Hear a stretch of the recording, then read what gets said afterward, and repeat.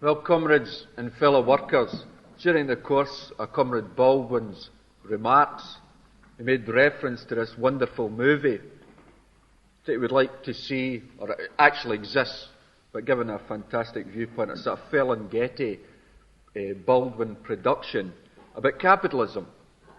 And he painted a picture and showed you really what like the society is that we live in. Well, all of us, because of our poverty, are forced into the position of going along and watching.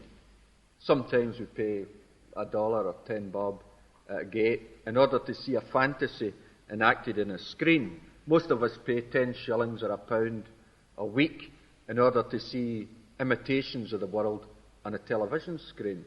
And I'm no different in that respect.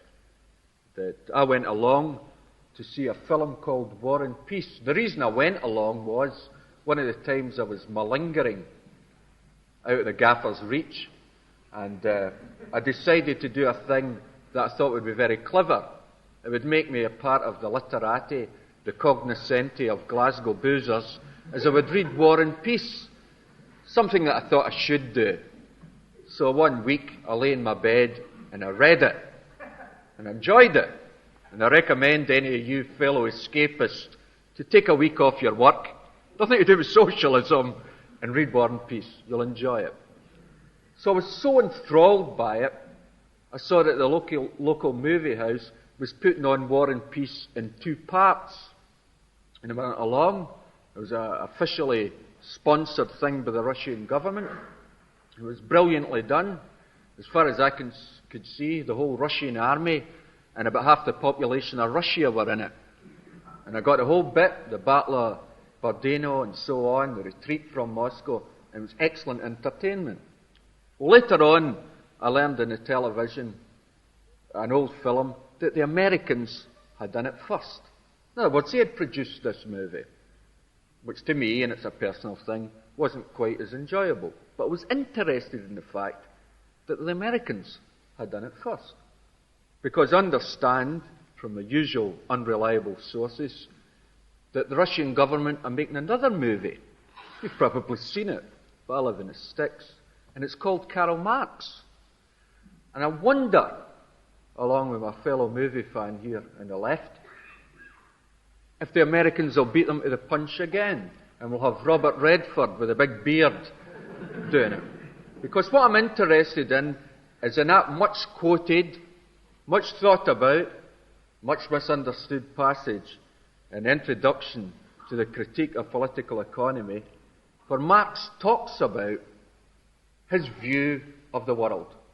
A basic, simple statement, it's hardly a page and a half, of his viewpoint and his co-worker, Friedrich Engels, his viewpoint on how society changes. It's called the materialist conception of history. And nowadays, of course, it's a sort of MA or BA. You can do it. It's an easy thing. Go 3 or 4 years at university. And what do? You write the materialist conception of history, or the Marxian view of Scott Fitzgerald's Great Gatsby. Or you do a thesis on the Marxist view of Donald Duck or Pluto, or something very interesting and important. That page and a half is full of ideas. Now, I've not worked them out. And in my viewpoint, the writers and the speakers of the Socialist Party of Great Britain have not worked out the fullness of that viewpoint. But if you look at the Socialist Standard from 1904 to 1976, you will see the day-to-day working of men faced with problems using that central viewpoint, the materialist conception of history. And what does it mean? Well, it means a lot of different things, and it'd be foolish of Dick Donnelly, a member of the Socialist Party of Great Britain, to paraphrase it. But just to illustrate one point about it, it means, amongst other things, that men get their ideas from the real material world they live in, and that in turn, men change the real material world that they live in because of their ideas. That's an oversimplification. Okay, I agree with that. But thinking on speakers of the Socialist Party of Great Britain in Glasgow, and I've no doubt it applies to the world socialist movement throughout the world, their environment, their real social conditions, even shape how they think and how they speak. One simple example. When I first came in contact with the Socialist Party of Great Britain, they used to speak at a place called West Regent Street, which is just a street downtown Glasgow. And behind them, with a loudspeaker, was the Communist Party. So when you started speaking for the Socialist Party, and you heard this thing drumming in the back of you all the time, you tended to become an expert in Russia. It just got through to you. I mean, you weren't a member of the Socialist Party of Great Britain unless you had a copy of Soviet Millionaires in your pocket, and unless you could quote the 1931 yearbook of the Soviet Union. That was part and parcel. That shaped you into becoming a member of the Socialist Party of Great Britain.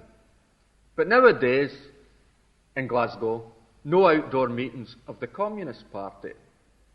So when the Socialist Party of Great Britain speaks on a Saturday afternoon, there's other influences to hear. And on a Sunday afternoon in the Barrowland, an outdoor market, there's other influences that shape what is the ordinary, run-of-the-mill Socialist Party of Great Britain speaker. And it's the Hallelujahs. It's the pie-in-the-sky merchants. It's Jehovah's Jazz Band. And behind you, you can hear this amplified voice. And it always, more or less always, in between hymns, usually you get a bloke come along and say, well, I used to be a drunk, used to be a drug addict, used to do this, they used to do it. And it becomes quite interesting, you know, especially when the women speak. And then, of course, comes the big night when either an overdose of aspirin or bottles of Lanlick, they saw the light, they heard the big voice, and they changed their whole lifestyle. That's how they speak. And it's got to the stage, that's how we're beginning to speak. And that's certainly how I intend to speak. I intend to give one of those testaments. You know, I used to be a sinner, and I saw the SPGB, and it's all been changed. That's what I intend to do. Don't laugh, it's true. The first time I ever heard the Socialist Party of Great Britain, and that almost sounded like the beginning of a pop song, the first time I ever saw your face. And it's a bit like that. As a lodger of my mother's. Now, we lived in a 2 apartment and with a lodger. Get poorer than that if you can. And this guy, who's a right fly, clever, cunning member of the Socialist Party of Great Britain, said to me, Joe Mugg, 16, I see you read a lot. You know, he was looking through my back numbers of the Beano and that. A heavyweight intellectual. So, of course, what could you say but, you know. So he then went on to tell me, what do you think of this idea? A world, he said, where no one owned anything. So I looked at him. And so I never knew this bloke took a bevy. I thought it was as straight as a die. A world, he said, where everybody worked to the best of their ability and took according to their needs.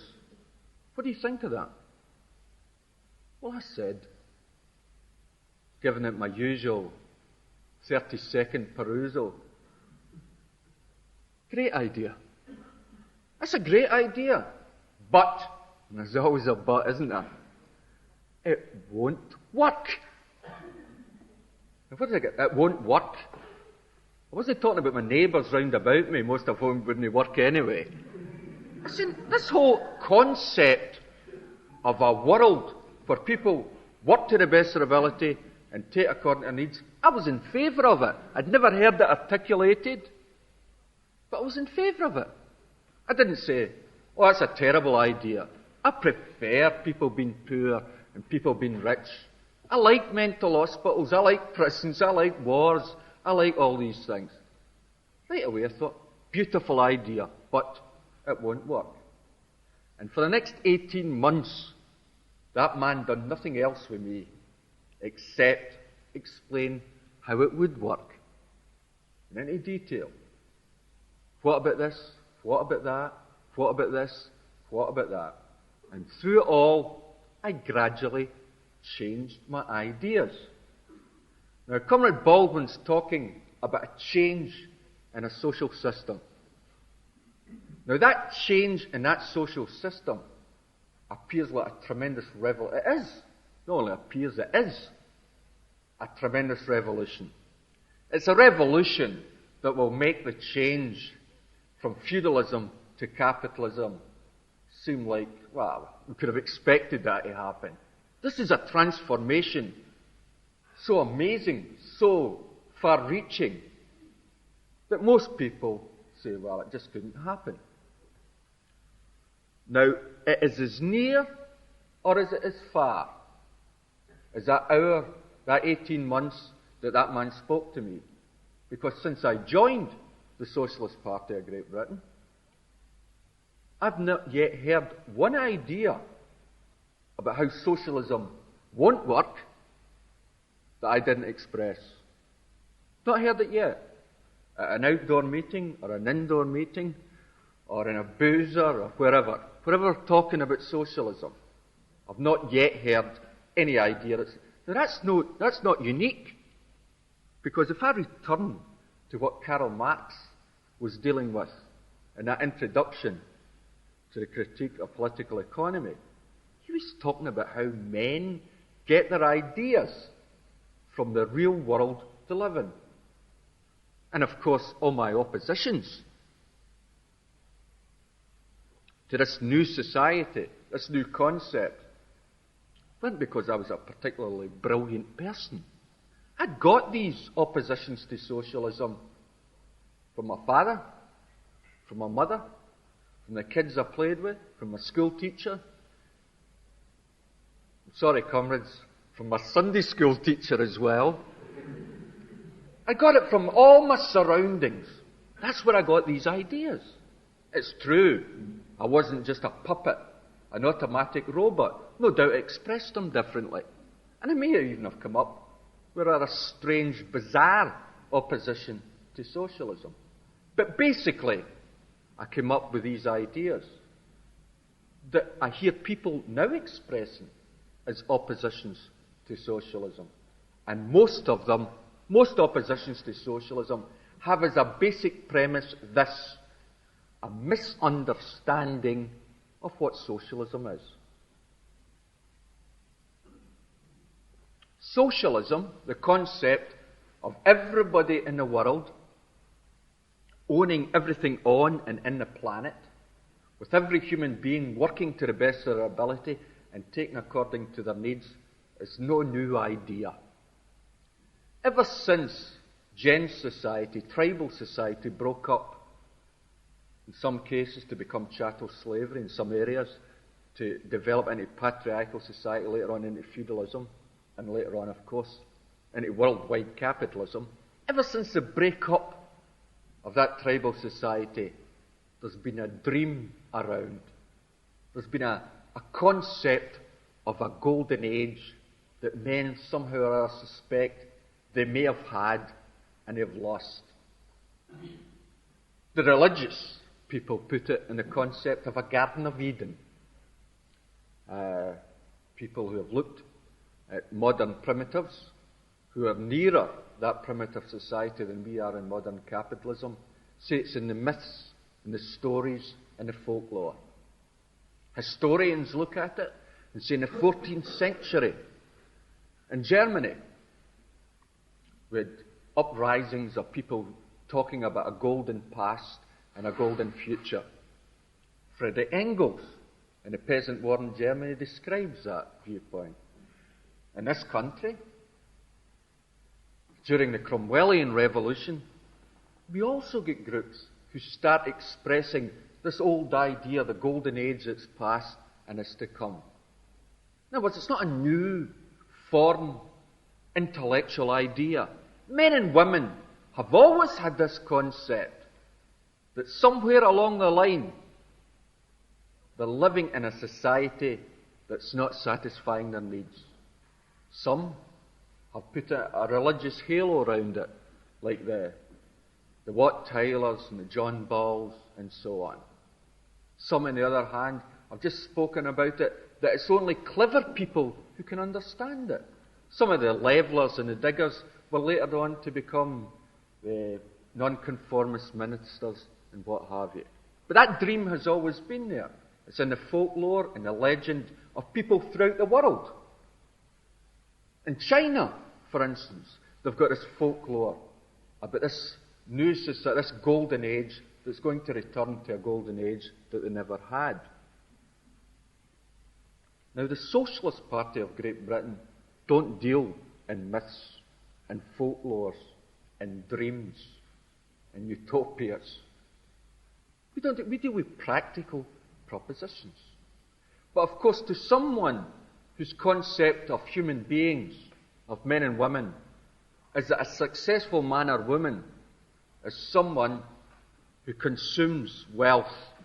And a really successful man or woman is a person who consumes more and more and more wealth. That's how you look upon a successful man today. That he's in a position to satisfy appetites that he's not even dreamt up. In other words, the possessor of great wealth is a great man or a great woman. Now, the Socialist Party takes the viewpoint that what they're after is socialism.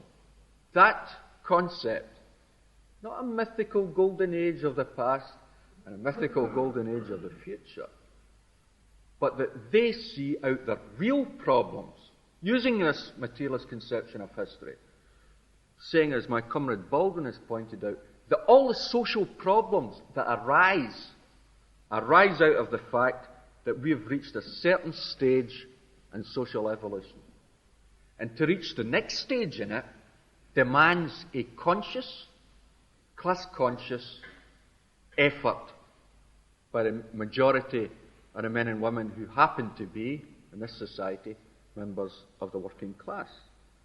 And socialism here, although it could be depicted as a cure-all, a Dr. Quack's medicine cure-all, this bottle, this socialism, it's going to get rid of poverty, it's going to get rid of war, it's going to get rid of unemployment, it's going to get rid of you going down on your knees to the gaffer and cringing on Monday. This is a miracle cure, socialism.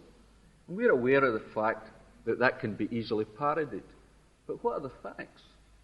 War, unemployment, bad housing, racialism, crime.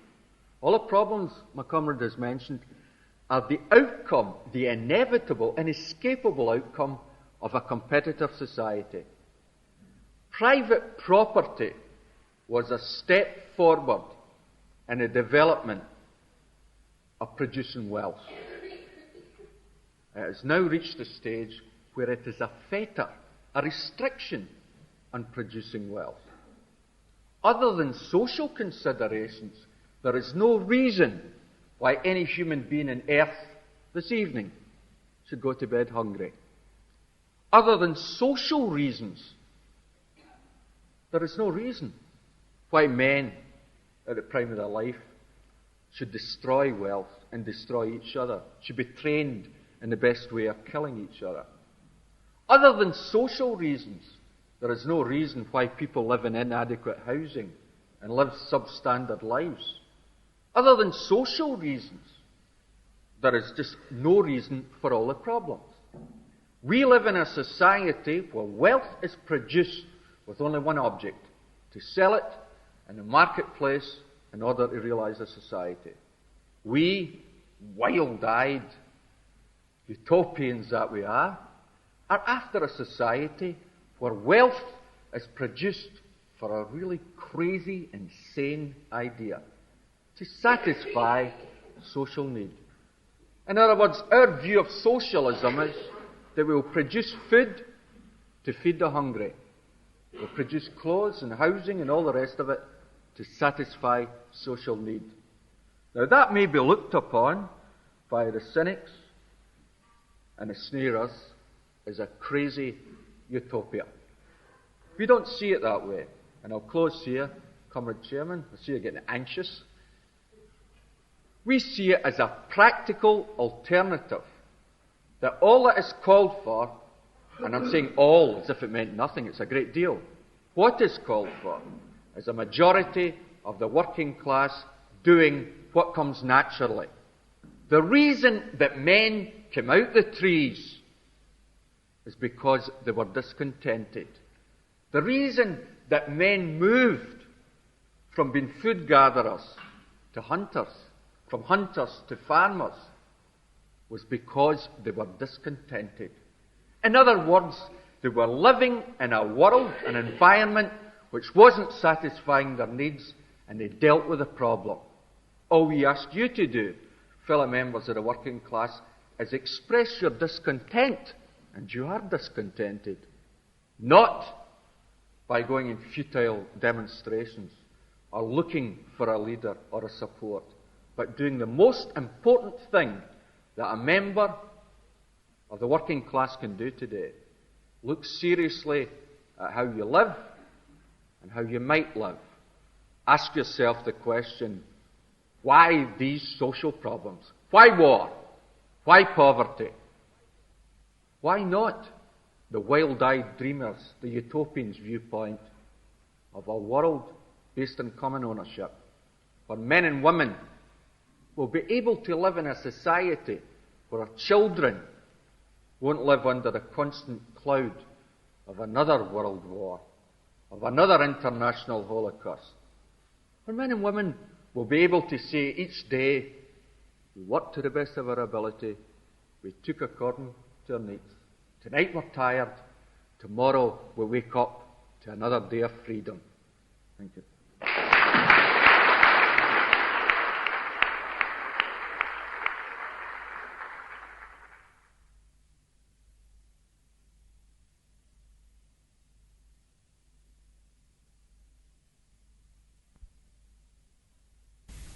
Yes, certainly. I'd like to refer to the horror film that was spoken about by the first speaker. What he omitted, the most important thing that he omitted was that the capitalists, when in power, they have to need an army to defend their dictatorship. And that at this stage, in fact, capitalism has risen to a level of imperialism, and that at this stage, it is, we have come to a stage where imperialism has reached, when it is about to collapse, and that the international, that imperialism is in fact, it's not a question. That my question will come after. Yes. Yes, imperialism is defended. Imperialism is in fact the international dictatorship of the bourgeoisie, and that it has got its own army, military organizations to defend this, such as NATO, Warsaw Pact, and so on. So the proletariat, which is an international class, has to have an army to defeat the bourgeoisie. And in the world today, the proletariat has established its dictatorship in at least 1/4 of mankind, that is in China. And that the army of the People's Liberation Army of China is in fact the proletarian internationalist army. And that with this army, the people of the world, which is today formed in the International United Front around the Communist Party of China, with these three magic weapons, we are able at this stage today, the stage is ripe for the people of the world, led by the Communist Party of China, with the People's Liberation Army of China, to defeat the two superpowers. Yes. Yes. So, it's not a discussion. Yes. On your part. Yes. You want questions from speakers to answer. Yes. The question is tied up. This is. To answer. Yes. Now, if you want to come back later, raise your hand and we'll invite you up. My question is tied up. Madam, please. I'm asking you I to haven't sit down. asked my question yet. If you will ask your question briefly, Yes. then. My question is Briefly. this. The quintessence of Marxism is dictatorship of the proletariat. How come then that you oppose dictatorship of the proletariat, you don't upheld Lenin, you don't upheld Chairman Mao, which is Lenin of this era? Well, that is so much for the democratic dictatorship, if you want to give it its full title, its contradiction in terms, of the People's Republic of China. We are back to the early days of the Communist Party in this country, inspired by Russia, hurling this word imperialism at its competitors in the West, where in fact this word imperialism becomes a political swear word, a word of abuse, which one gang of capitalist imperialists hurl at the other by way of poking the finger of motivation to draw attention away from their own ambitions. What is the Chinese army of occupation doing in Tibet? Isn't that imperialism? What is the Chinese army doing strung out along the frontier of Russia? And of course, conversely, the Russian army strung out along its frontier with China. If it's not a traditional, sordid and typical old capitalist dispute over questions of territories and frontiers and annexations. All of these are the classic features of conflict within capitalist society and have nothing whatever to do with the working class. The working class have a world interest in common in ending frontiers. In socialism, there will be no frontiers. Socialist territories, when the earth is socialist, you won't have lines drawn by men on maps saying China ends here and Russia starts there and we'll blow you to pieces if you step over this man-drawn line on a map. Socialism will abolish frontiers from the face of the earth. These are the lines of national demarcation within which modern capitalism operates its plunder and exploitation of the working class, and China, of course, is at it up to their necks. Modern Chinese capitalism you can see mirrored today in modern state capitalist Russia with their single-party police state dictatorship, the future which state capitalism in China has in store for it. And you're wrong again when you say that in my opening, in talking about the horror epic movie, by way of trying to illustrate what we mean by capitalism, that I didn't talk about the armies of the capitalist class. In fact, I did say that this whole production is assisted in its distribution throughout the world by nationalist frontiers and the coercive state machine of the capitalist class. But as much as you might be in love with the parrot phrases and the jingo slogans of Leninism, particularly in regard to imperialism, you have yet to understand the Marxist concept of what a classless society means, and to understand what Marx meant by the state machine. If you look in China and Russia, you will see a powerful state apparatus, and when you understand that from the Marxist or socialist point of view, the very existence of the state machine demonstrates that society is divided into classes, because the state machine, the apparatus of the coercive central powers of government, only develops alongside with the division of society into classes and the property antagonism and hostile class interests that this gives rise to, in this case, between the capitalist and working class within the frontiers of the national state boundaries, and of course between rival gangs of capitalists like the Chinese and the Russians on the one hand, or the Americans and the EEC on the other, or the Americans and the Chinese. You can cross-reference it any way you like, but the state machine exists as the strong-arm boy, the coercive central apparatus of the capitalist class. That is why the Chinese ruling class have a state machine, and that is why the state machine developed historically. Now, so far as the armies, the question of armies, the armies exist as part of the coercive machinery of the capitalist class to defend their property and to extend their property ambitions, to gain, if they can, the lion's share of the plunder about the face of the earth. So far as armies are concerned, they serve no purpose and have no bearing on the interests of the working class at all. Socialism will be a world without armies, and the whole emphasis and inference that you draw that the working class will have to raise its own army to fight the army of the capitalist is one of civil war and universal murder and bloodshed, The Socialist Party of Great Britain rejects this. This is very much part of the horror movie we want to get away from. When a majority of workers withdraw their support from capitalism and cease to adhere to the belief and the fallacy that capitalism is the only possible society, they will stop voting for political parties like the Maoists and the Bolsheviks or the present-day Communist Party, the Labour Party, the Tories and the rest of them, and they will use their votes to gain control of the central governmental apparatus as the only means of taking out of the hands of the capitalist class their monopoly of the ownership of the means of production and distribution. This will not pave the way to dictatorship in the form that you understand it.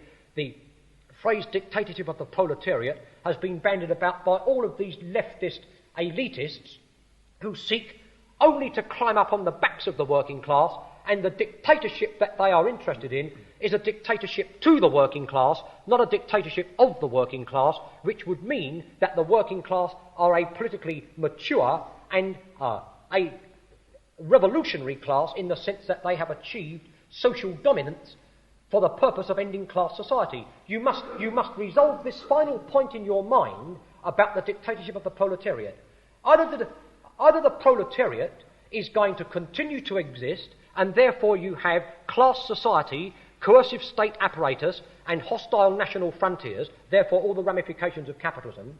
Either you're going to have a proletariat at all, which presupposes the continuation of class society, or you're going to have the revolutionary change to socialism and class society, where the final act of the proletariat, whereby it consciously achieves state power, will be the act where, at one fell swoop, it will end class society and at one and the same time end its existence as a proletariat by establishing classless society and world common ownership.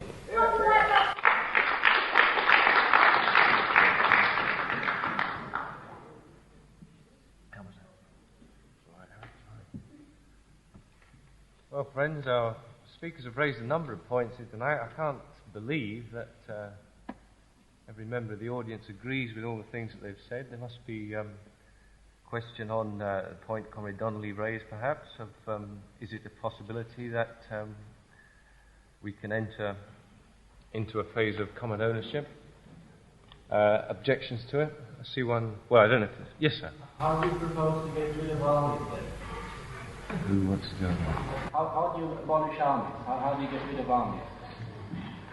Well, we take the viewpoint.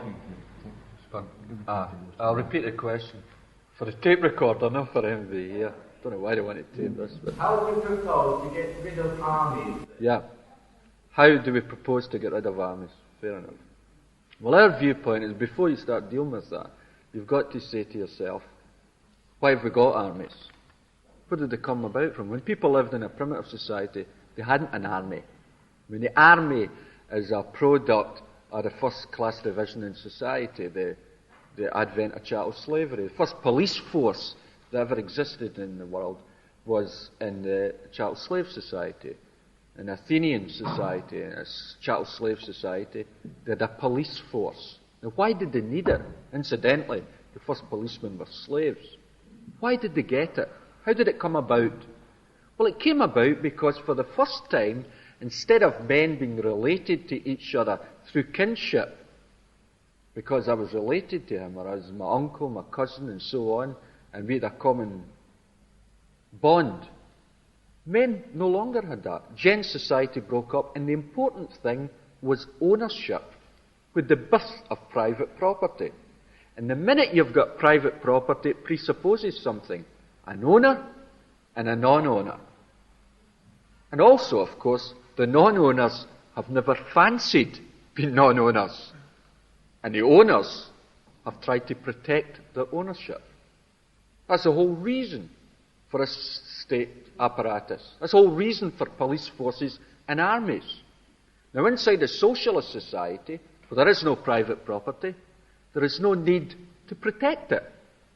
Now you say, how do you get rid of the army?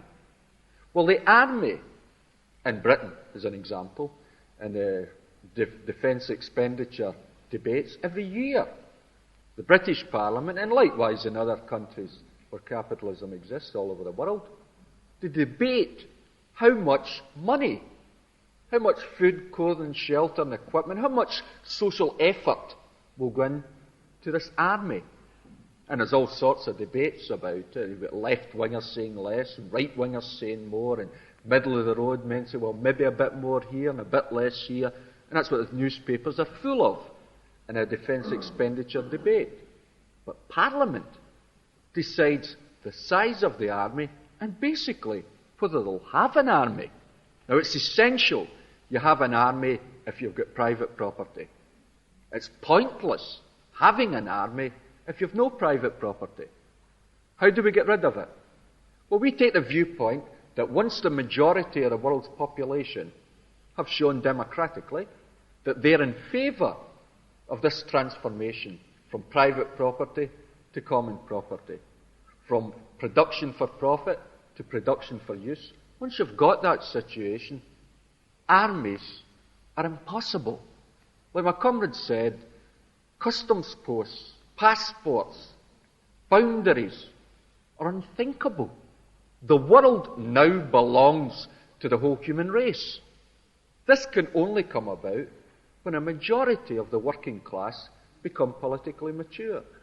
Now, what need would we have for an army, or a policeman, or a jailer, or a lawyer, or a ticket collector inside a society, socialism, where there's no private property? What will happen inside socialism, and I've no crystal ball to tell you, what will happen each day, or as one comrade in Glasgow rather unfortunately termed them, we haven't got crystal balls. That what will happen is the army and the whole state apparatus will, in a classical Marxian phrase, wither away. It may be, I don't know, it may be that at the first part of it, when the majority have expressed their viewpoint for socialism and have control for the first time of the means of production and distribution, they may use the army. It's a big organisation, it's got a lot of equipment. They may use it at the start to transport food, clothing and shelter throughout the globe. They may use it in all sorts of fashions. But eventually it will wither away, because the basis of an army, private property, will have been abolished. The army, along with all the other paraphernalia of capitalist society, will disappear. Not because men have had a change of heart, but because the social system won't need them. What happened to the men who produced armour for the medieval knights? They didn't have a change of heart. They became redundant with the use of artillery, and the use of guns and gunpowder and all the rest of it. They became redundant, useless, part of history. Armies will become useless, like passports will become useless, when the cause of these things, private property, has disappeared.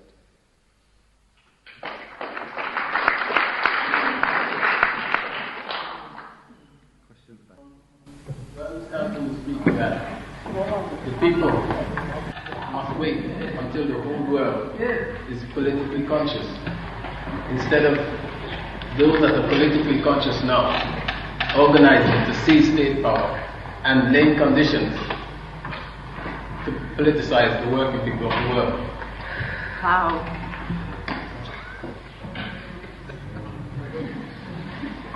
I'm sorry.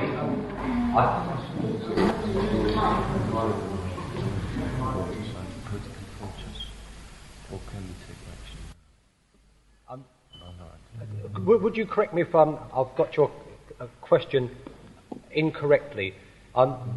Did you ask, must we wait until the majority of the world's workers understand socialism, and therefore socialist understanding is with the majority of people, or can we... We stay on this oppressive condition that we live on now until the world or the world's people become politicized or socially politicized, Yeah. instead of those that are socially politicized now, socially conscious. Yeah, I see. That's using state power. Or can we take action now as a minority? Minority. Yeah. The working class is a minority. No, the socialists in the working class are the minority. Can we do something? Thank you. Well, our answer to this question is that you only have to reflect for a moment on the kind of far-reaching and fundamental worldwide changes that have been talked about by the Socialist Party of Great Britain since its inception in 1904, but for the purposes of your question, by tonight's meeting from this platform.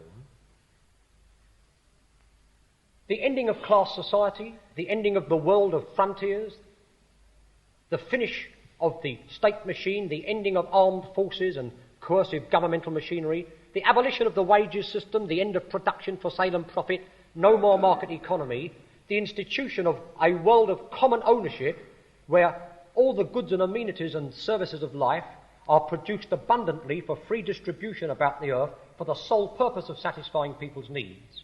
You only have to think about this proposition for a moment to realise that its attainment is impossible unless and until an overwhelming majority of people throughout the world understand it and want it.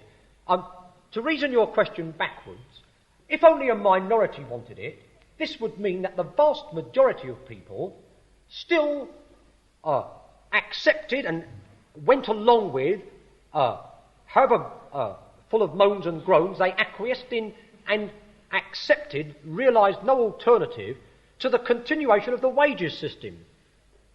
They look upon money, and as my comrade Donnelly said earlier on, the accumulation of wealth and trying to get more and more in what they call their acquisitive society, so that your success or failure is judged by how much you own of the wealth of society. They would still accept these standards of capitalist society.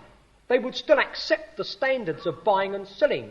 They would still accept the standards of export trades and balances of payments, of gold reserves and inflation, and all the government apologia and the pain-in-the-neck excuses they endlessly trot out for their failures to remove social promises. Their thinking would not have got beyond this level. Now, you couldn't conceive of abolishing this society, pulling the rug out from under their feet, while they're completely unaware of what is happening.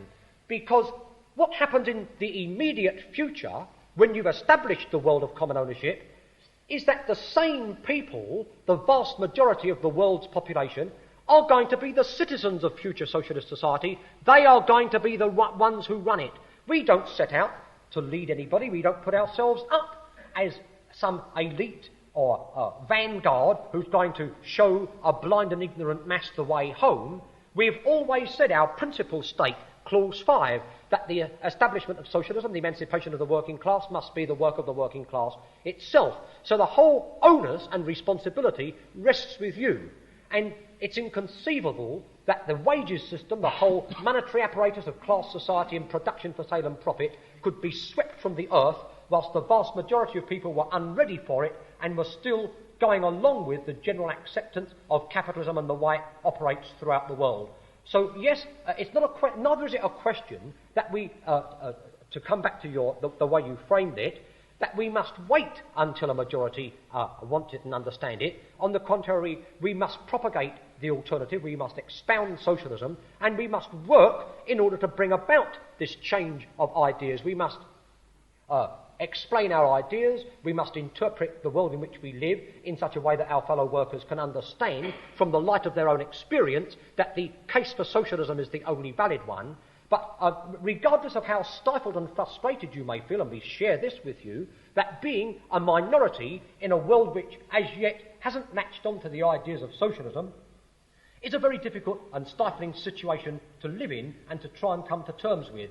But no matter how much you may feel restrained and hemmed in, until that majority want it, it cannot be achieved, and therefore the only useful thing you can do with your time, if you really want socialism, is not to follow the will of the wisp, deluding yourself that you can jump the gun by some desperate minority action which will short-circuit the whole process and sort of sneak up on them and throw it at them when they're not looking and they're unprepared for it. You'll only, at the end of the day, reap a harvest of despair and disillusionment, as have all those who have tried this kind of procedure, because socialism rests upon the overwhelming majority. They are going to be the ones who run it. It will be a democratic society where everybody will stand in the same equal relationship to the earth and all that's in it and on it. And you cannot usher in such a fundamentally different way of life until and unless the overwhelming majority of people are not only ready for it, and the process doesn't stop with organising and voting for it, but recognising that with all of the privileges that a classless and a free society will mean, will go the responsibility for working and producing wealth in a free and equal fashion in order that society can enjoy in a free and equal way the common products of their social labour.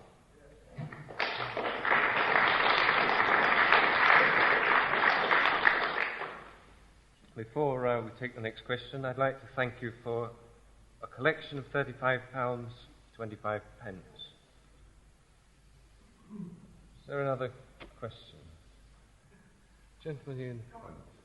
Oh, well, Comrade Baldwin has answered the first part of the last question of the double-barrel question, but nevertheless, the question at the back thinks that that's far too long to wait for a majority of class-conscious socialists. What he wants is for the... Comrade Baldwin has answered the first part of the last question of the double-barrel question, but nevertheless, the question at the back thinks that that's far too long to wait for a majority of class-conscious socialists. What he wants is for what he considers to be a class-conscious minority to seize state power and to use that state power to heighten the consciousness of the rest of the working class and to bring about eventually socialist understanding in the majority. It's the old Bolshevik one. I'd like to hear that dealt with. Well, very briefly, I thought that having stressed several times that minority movements for the fundamental change we envisage is impossible, that the whole thing devolves upon the consciousness of the worldwide majority of the working class, the point about minority seizures of state power and using this to try and bring the majority into line for socialism, even this, as the thin end of the wedge, recognises that any minority who might seize power would be powerless to do anything about fundamentally changing society, about stripping the capitalist class and ushering in a classless communal way of life based upon production for use and free access, until a majority were in favour of such a change. But of course we would reject this concept that any such minority could first seize power and then set about trying to disseminate socialist ideas and bring the majority into this position of socialist understanding, because what they would be saddled with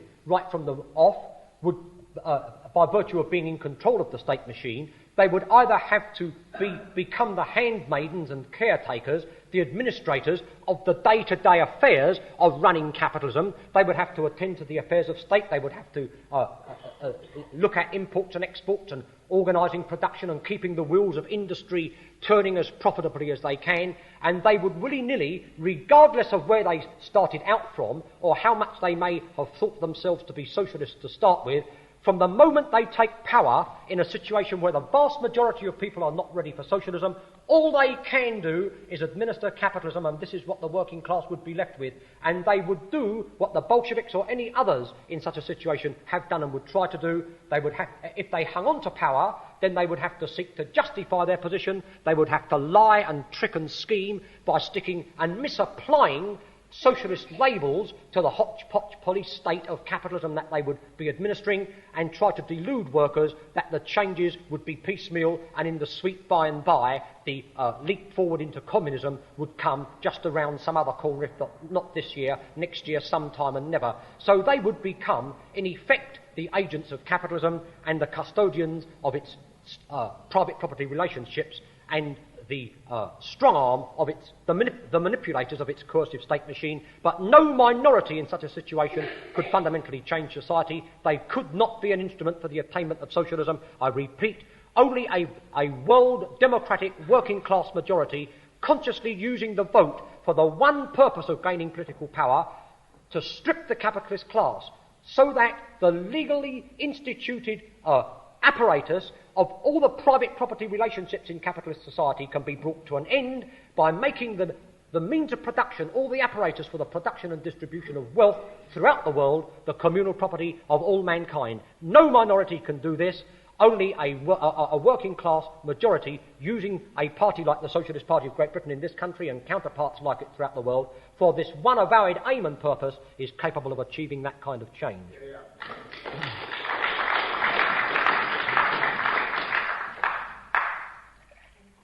Principles usually change once they are applied.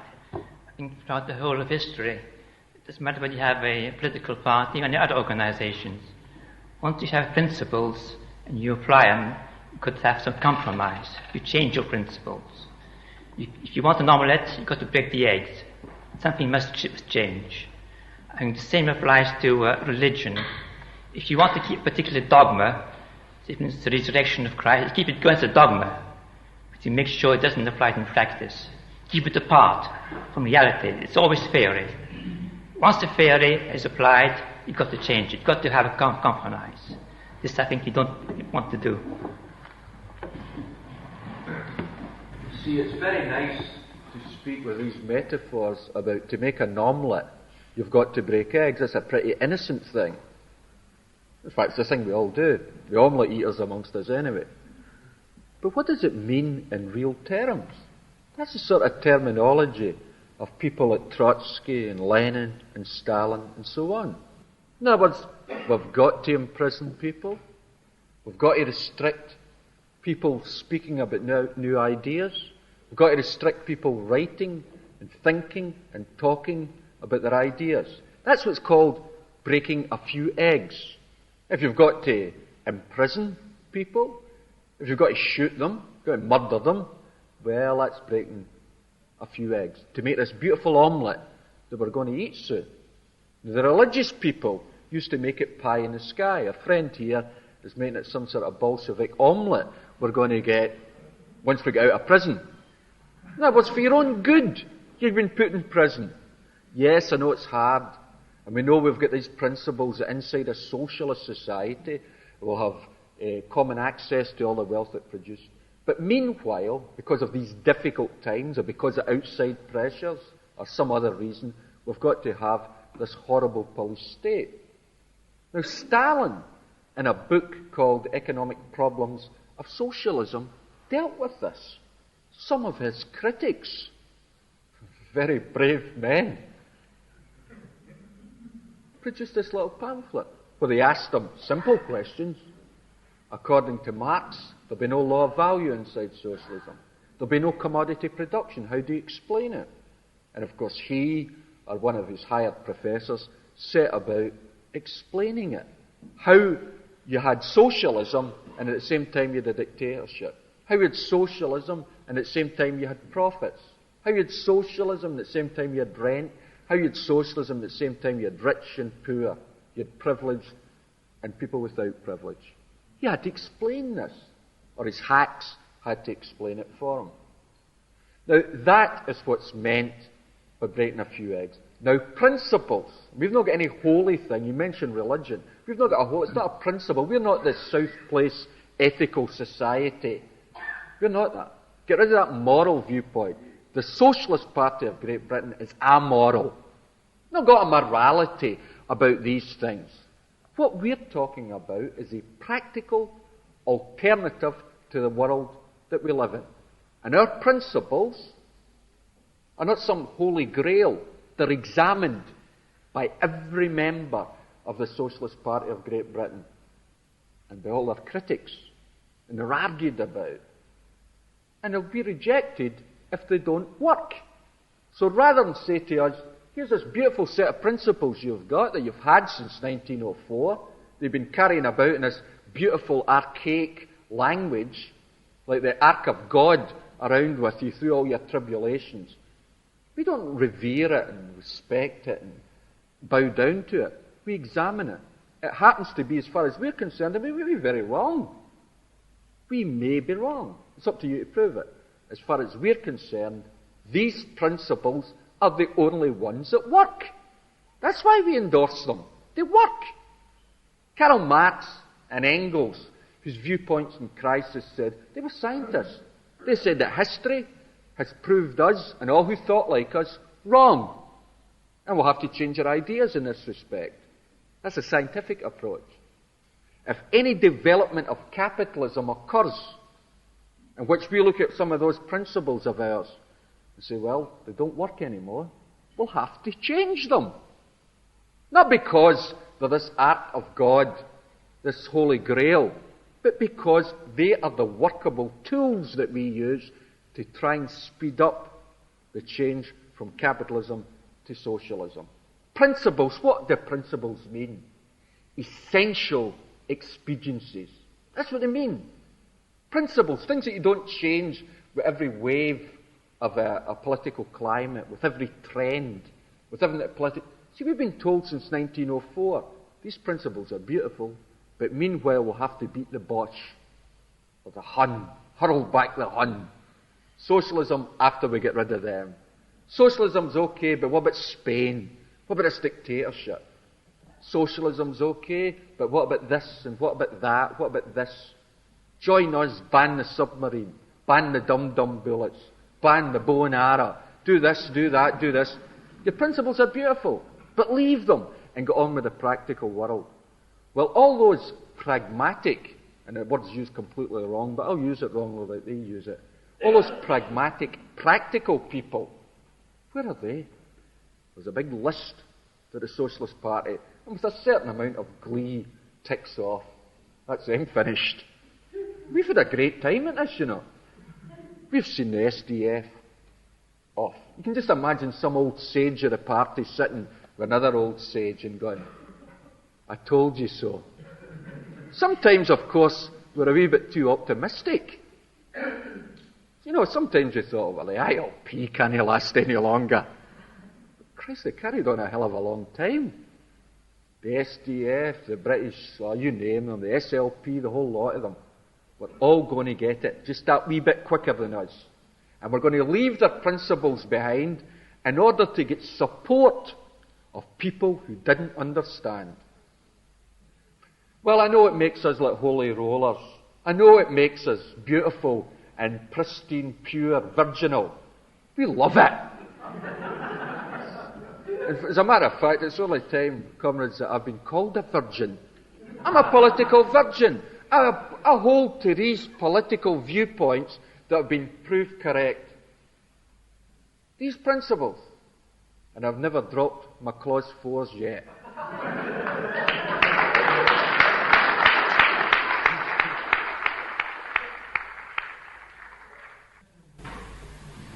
We've been told for a long time that socialism will come when a majority of workers will understand and want it. Well, judging by the last 30 years, for instance, I remember the time when the SPGB could pack out a theatre in Israel Road.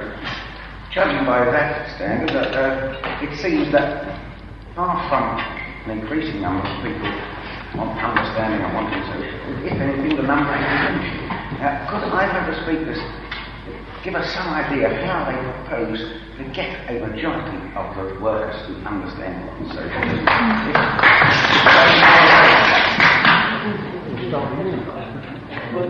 Our friend makes the pessimistic sounding observation that to go back no further than 30 years, we've been insistently saying that only when a majority of people want socialism, and yet he can go back these 30 years when the party used to fill the Metropolitan Theatre and hold mammoth meetings here, there and everywhere, and if anything, there seems to be less enthusiasm for socialism now in 1976 than there was these 30 years ago. Now, there's an inherent contradiction in that pessimistic observation. And that contradiction is this, that no matter At what time in the future, be it 1,000 years hence, are you that pessimistic? Be it 100 years hence, or 50 years hence, or 20 years hence, at whatever time in the future the working class wake up and pursue their own interest in the establishment of socialism, it damned well must be 37 years nearer now than it was in 1946, and even you can't juggle maths to add it up any differently than that. Now, so far as the modification of people's ideas are concerned, I don't know what you've been doing for 30 years, old chum, but the members of this party have been working for socialism, straining every sinew to try and maximise their effort to spread that understanding of socialist ideas. I don't know what contribution you've been making towards that, or whether you're one of these self-appointed cynics who sit on the fence and every 30 years get down and sort of loftily wonder at what we're doing and how much progress we've made towards socialism. Let's put a little challenge to you. If the unspoken assumption of your question is that socialism is desirable, and the urgent answer to the major social questions which curse our lives every waking hour under capitalism, and every hour we're asleep as well, then if this is the unspoken inference in your question, then it behoves you as much as us to do something about it. Now, 30 years ago, my friend, not only did the Socialist Party of Great Britain fill halls, and there's not much wrong with this excellent audience here this evening either, but we've been filling halls since and holding very successful meetings throughout the country, every Sunday in Hyde Park, and our comrades in Glasgow firing on all cylinders and so on. But the Labour Party used to fill halls in those halcyon post-war days as well. And tell me the hall that you've been to where the Labour Party has spoken to a packed audience recently. You see, what has happened in the interim period is that you had 6 post-war years of the Labour Party, aided and abetted by the criminal left wing, the Scummunist Party and the Trotsky fraternity and the rest, urging the workers to vote Labour, and after 6 years of Labour-administered capitalism, with their panacea of nationalisation gone sour, and all their other doctrine of capitalism falling flat on its face, and the working class in disillusion and frustration went into the doldrums, and then you had 30 years of the Tories.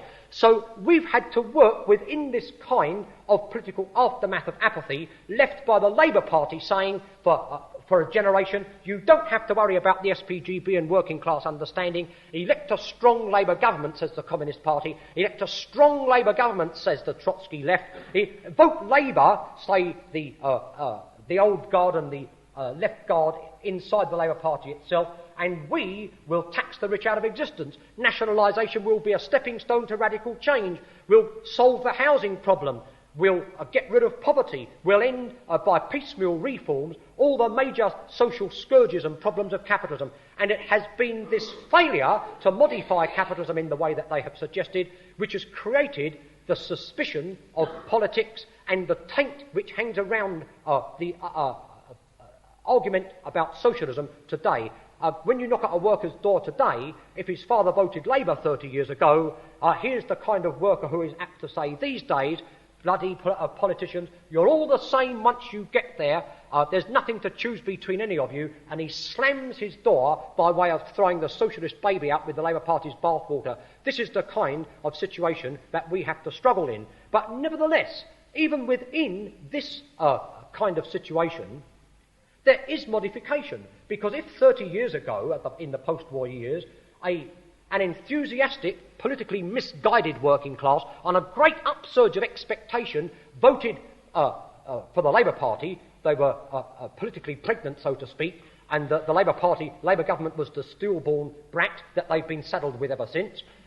If in those days the working class were politically misguided to the extent that they voted for their class enemies with their delusions in the form of the Labour Party, they are no longer so keen and enthusiastic to accord them support today. And all of the myths and the panaceas which the Labour Party peddled in those days are now universally treated with contempt so far as the overwhelming majority of members of the working class are concerned. Today, they don't enthusiastically vote for the Labour Party because they think nationalisation or more state capitalism is going to solve any working class problem. They vote for the Labour Party overwhelmingly with the negative assumption that at least they're better than the Tories. And of course there are many disaffected Labour Party supporters who vote for the Tories because they've gone the other way. They think they can't be any bloody worse than the Labour Party. It's a question, as we said. We were saying 30 years ago, it's Tweedledum and Tweedledee, there's nothing to choose between them, and that 30 years of history has modified the working class by learning this bitter lesson of experience, which they're still struggling to learn in many cases, but it's vindicated our position. And so far as we're concerned, it's an ongoing process. Time hasn't stopped here.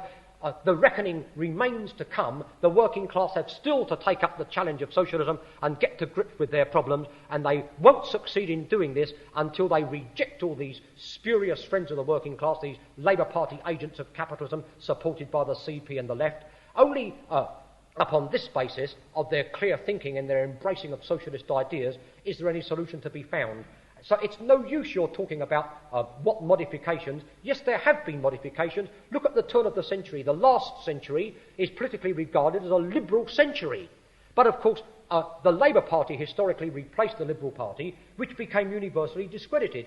If you were around in the heyday of the Liberal Party, you, with your great pessimism, would have thought that there would have been an eternity of liberal-run capitalism. But the working class didn't tolerate them for very long before they were discredited and discarded, and the Labour Party is now going through that phase. We would say that the prevailing situation with the remaining persistent social evils of capitalism still as pressing as ever, that the ground for socialist ideas was never more fertile, and our case stands as sound now as it always has.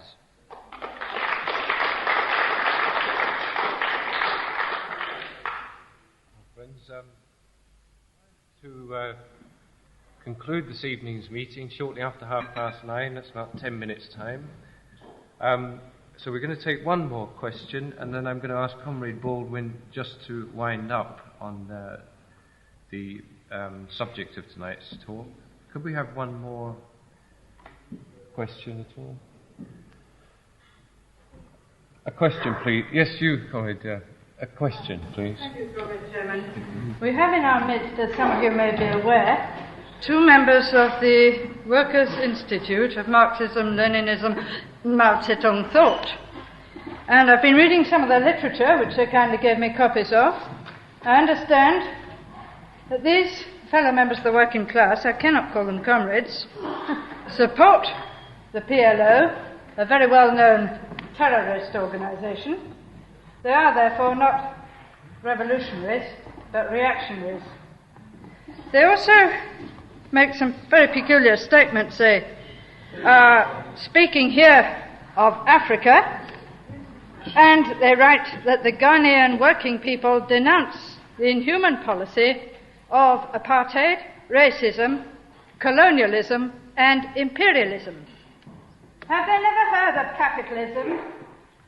Have they never heard of that as the root cause of imperialism, etc., etc.?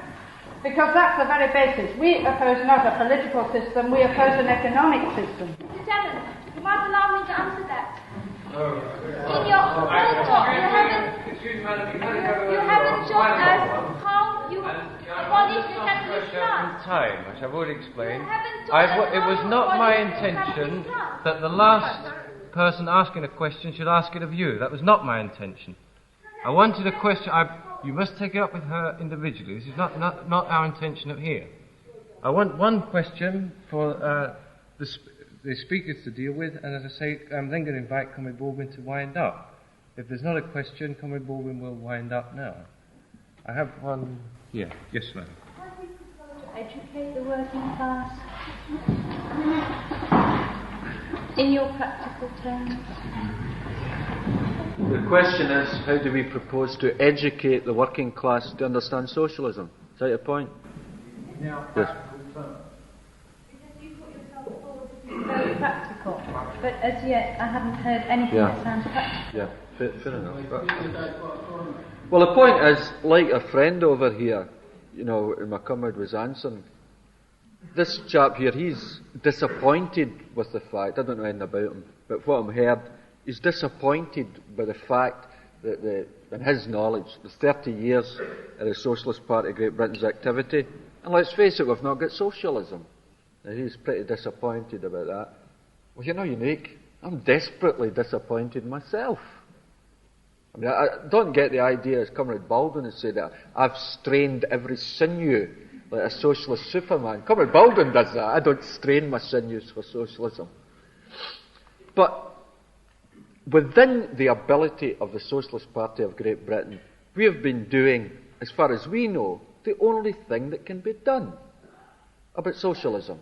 What we've been doing is we've talked to people about it, we've written about it, we've debated about it, and at every opportunity we've tried to get our ideas across and try to show that our ideas tie up with the real world that you live in. That the Daily Express, or the Daily Mirror, or the Conservative Party, or the preacher, or the pundit on the television box, that all the orthodox ideas just don't work. That they can't explain the world they live in. And they can't deal with the real problem, namely that this society cannot solve the problems. It cannot satisfy the needs of the population. That's why you've got a problem, because you can't satisfy your needs. You want to live a life of harmony. You want to live a life where you're well fed and secure. You want to live a life where you can be a human being with a bit of integrity. You want to be a human being that's free of the prospect of war or crime. You want to be a human being that lives in decent surroundings. You want to be a human being that lives a human life. But you find the practical realities are that you can't do that. Because you live inside, and you were born inside, it's not your fault. You were born inside a society that denies you satisfying these needs. And of course this has happened throughout history. And when men get to a point where we can't deal with it, they look for solutions. Now we say that ours is a practical solution.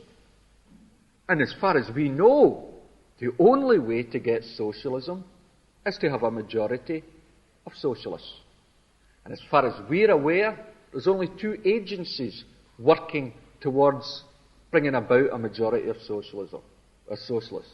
That is, the efforts, puny though they may be, in relation to the big power parties, the efforts of the world socialist movement, which people are always wanting us to compromise, and capitalism, the social system we live in, itself, forcing people to look for an alternative, forcing people to say these orthodox ideas don't work. I mean, all we want here, but it's not a Billy Graham campaign where you all step forward and sing the red flag. All we're asking you to do is to question your view of the world, to have a look, and as critical a look as possible, this alternative view of the world you live in, of the world socialist movement. Now, I'm disappointed about the progress of socialism. As far as I know, the only way to change a man's ideas, or a woman's ideas, is to speak to them. That's the only thing you can do. It's true, it's much more romantic, and I use that word romance in inverted commas, to rob a bank, to kidnap somebody and get food parcels from a millionaire. You have certainty for a big media cover there. The certainty for the news of the world or the New York Herald Tribune writing profiles on you as a terrorist. To hijack an aeroplane, or if you're a real hero, to put a bomb in amongst workers going to their work, or in a hut where the building workers are. You're a real hero then. You've killed people. You've done something practical. Now let us assume that all of us went out here and decided that we're so fed up with capitalism, we're going to do some of the things that have been proposed here. That is, we get guns and shoot people. That changes their mind, doesn't it? They stop thinking. And if you've got enough guns and there's enough of you, you could perhaps kill everybody that doesn't agree with you. You couldn't get socialism that way. No matter how romantic and apparently revolutionary it is, it's just keeping the system going. As a matter of fact, what you'll do as a byproduct of that is you'll make capitalism even more awful. The police will be given more and more powers. I mean, the anarchists in Spain, instead of liberating people by acts of terrorism, they've made it that the state machine can turn around and say, look, this police force is for your own interests. It's not our interest to round up people that are putting out leaflets because they might bomb you next week. In other words, it's a good thing for a state machine to have terrorists. They become, this orthodox viewpoint becomes law and order, saving you from this abyss of anarchy, terrorism, and all the rest of it. I am not satisfied with the efforts of the Socialist Party of Great Britain to get its ideas across.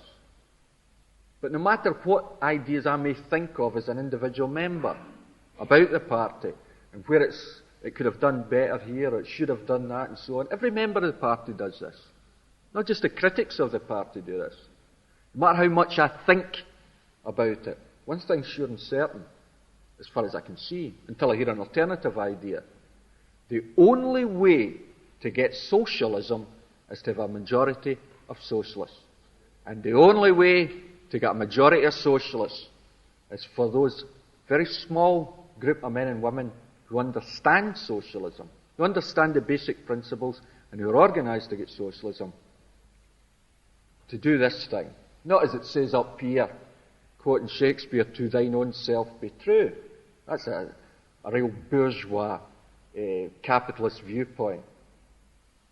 But this one, more important, to the principles of your class be true. And if anything's happened in recent history in this century, there's one thing. The Socialist Party of Great Britain may have not made tremendous progress. It's certainly by no accounts a mass party. But one thing about it, it's got a wonderful record of espousing the case for international socialism. And it's the only organised group in this country that does that. And in a negative fashion, we're bloody proud of that.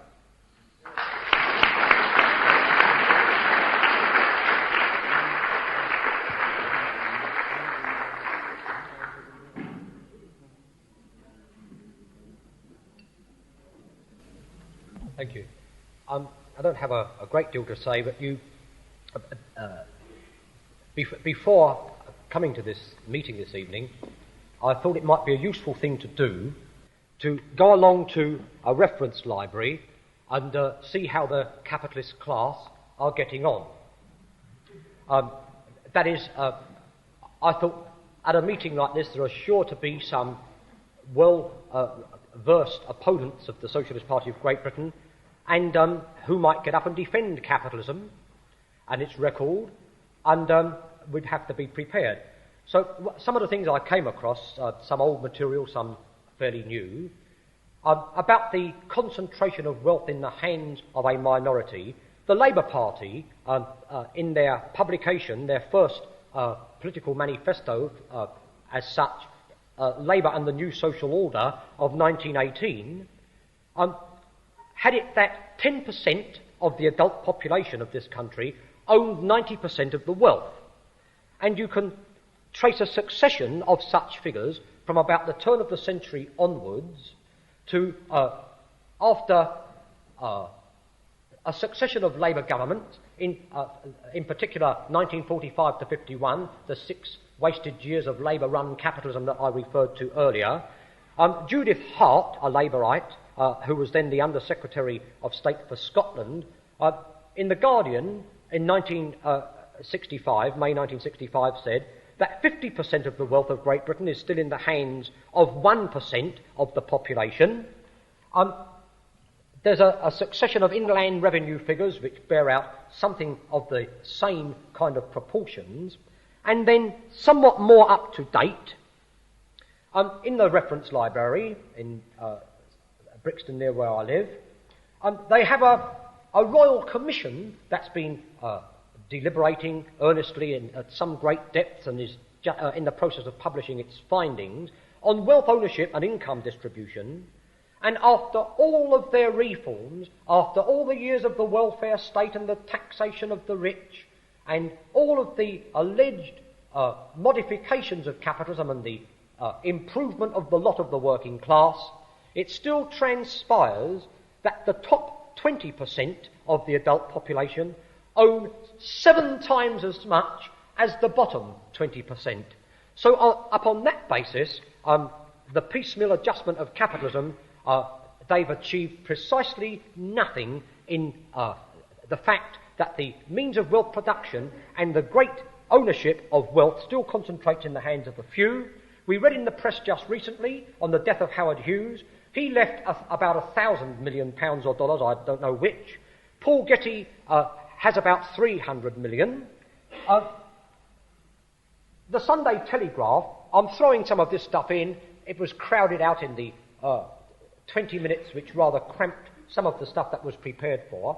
The Sunday Telegraph for August 17th, 69, published a list of 15 millionaires from Lord Cowdrey with 59 millions to Garfield Weston with 200 millions and Isaac Wolfson with a paltry 35 millions. Now, when you look at these figures after a generation of the welfare state, and you look at poor Harold Wilson, who's only got a contract, so we're told, for some £300,000 for the second volume of his memoirs. He hasn't done so well out of capitalism after all, has he? Only 300,000. He only got $250,000 for the first volume and 300,000 for this. I should have thought inflation might have marginally improved his whack. But perhaps, having read the first volume and they know what's coming, perhaps they don't think it's worth the candle anyway. But at least Harold Wilson, on your backs, doubtless en route to the final resting place of all good Labour bleeders in the House of Lords, he's made 300 grand, £500,000 out of it, plus whatever perks and fiddles there might have been, apart from the 20-odd thousand a year as Prime Minister. But, having voted Labour on the advice of the left, he and his ilk have left you precisely where they found you, in the middle of one of capitalism's classical crises, and nowhere to turn for any solutions, since all of their bogus answers have been explored and found to be entirely futile. Now, in conclusion, first may I just say this, that if perhaps it might be felt by some of the questioners that I, in reply, may have leaned a little heavily on them or sounded unduly harsh, this is just my way of speaking and not my intention. Try and retain the content of what has been said and not necessarily the style or however you may have thought about that. The thing is that there's no personal hostility here on an individual basis. What we're opposed to are your obsolete ideas, all of the fallacies and foolhardy notions you've got in your head by way of continuing to support the ugly existence of capitalism. We welcome your questions and thank you for coming along and thank you for the interest you've shown. And in conclusion, the outcome and the final point about tonight's meeting is that it is not now for the Socialist Party of Great Britain until conference rally next year to carry the Olympic torch for socialism, so to speak. But our propaganda, obviously the whole point that's been borne out again and again throughout tonight's meeting, is that it is a challenge to you, non-party members, the ordinary members of the working class in this hall and outside, for you to interest your friends and your contacts, your fellow workers, where and wherever you might meet them, and for you to take up the challenge of joining with us, because, as we've said again and again, the responsibility for the attainment of socialism rests with you. A future society and the ending of the misery of capitalism is not something which rests entirely with the Socialist Party of Great Britain. We haven't a monopoly, we haven't cornered, as it were, the market on socialist ideas, only in the sense that as an organisation we're the sole organised expression of them, but in order for this to reach its triumphant conclusion, you've got to latch onto it, you've got to consciously pursue your own class interests and work with us and join with us to establish socialism. Thank you again, and we'll leave it at that.